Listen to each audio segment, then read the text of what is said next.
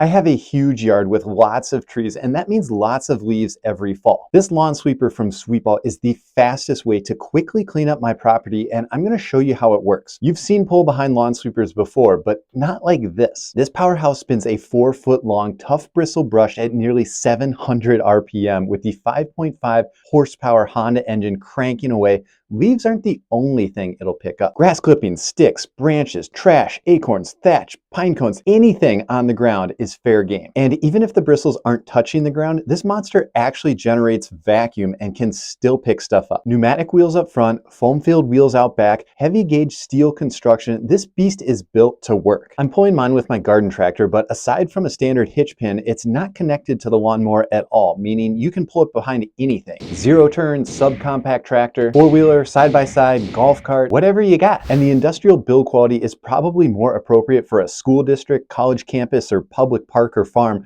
but I'm a firm believer that you can never have too much power, so the prosumer homeowner is a great fit too. Plus, it's built by our friends in Canada, and if you prefer to buy things made in North America instead of overseas, this is a great fit that definitely checks that box. This is the style of pull-behind lawn sweeper you're probably most familiar with. This particular one is made by Agri-Fab, and it works by having the wheels turn a geared linkage that spins the brushes. They work okay, but I kept breaking mine because you can't drive really fast or turn really sharp. Also, you can't be that aggressive with the brush setting because if you go too low, it puts a lot of strain on the plastic gear and they'll strip out. The weaknesses and frustrations I had with these types of sweepers were instantly solved with this absolute unit of a machine. Instead of wheels lightly spinning a brush, the Sweetball uses that 5.5 horsepower Honda engine I mentioned earlier. Power is plentiful and there's almost no stopping that spinning brush. It even has a clutch, so if you do get too aggressive with your sweeping, it's not going to totally wreck itself. Dumping the hopper is easily done from the seat of my mower. Just pull the cord and the whole thing tilts back seamlessly, and then it's back to picking up more leaves. Once my drop zone fills up with several piles, I just grab my leaf blower and push things into the woods. I highly recommend having woods that you can dump grass and leaves into. Makes things a lot easier. Picking up whole leaves works great, but I've got a lot of oak trees and these leaves are fairly dense and they'd fill up the hopper really fast. I found the most effective way to clean up my whole yard was to have the mower running inside discharge mode. No bagger, mulch plug removed, just chopping the leaves and shooting them out the side, with the sweeper running full power behind it. Once the pile was moved enough where it was getting too thick for the mower,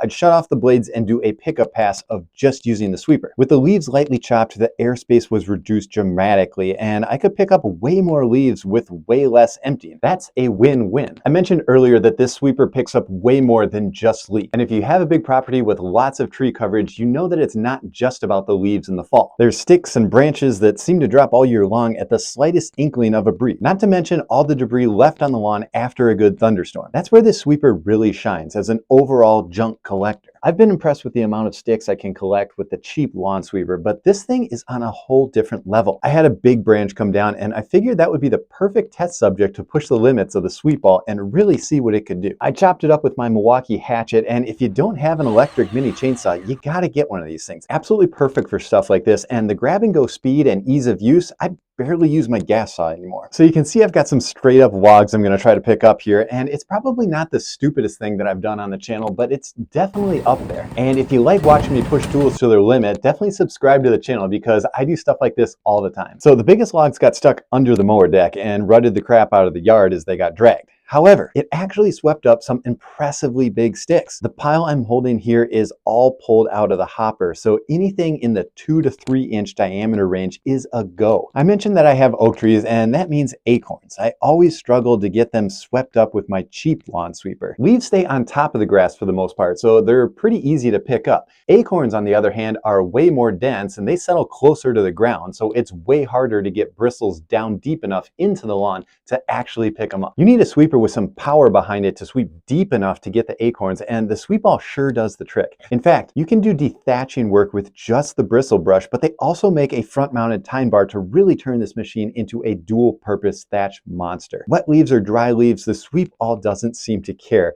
I got caught in the rain doing some cleanup a few weeks ago, and while things got a bit messy, the results were similar and it still worked great. So by now you're probably thinking, surely there's something the sweeper doesn't do well. There's got to be at least one thing that you don't like. Well, pulling anything behind a mower, it's hard to get super close to trees and other obstacles. The sweeper out back adds a level of complexity to tight maneuvers, and I usually grab a leaf blower to get debris out away from the trunk. It actually has these metal bumper guards that help deflect trees if you get too close, and at first I was like, well, that seems kind of unnecessary. But after having almost hooked several trees, I'm like, oh, I get it. They're saving me from myself. So maneuverability isn't a problem for this product specifically.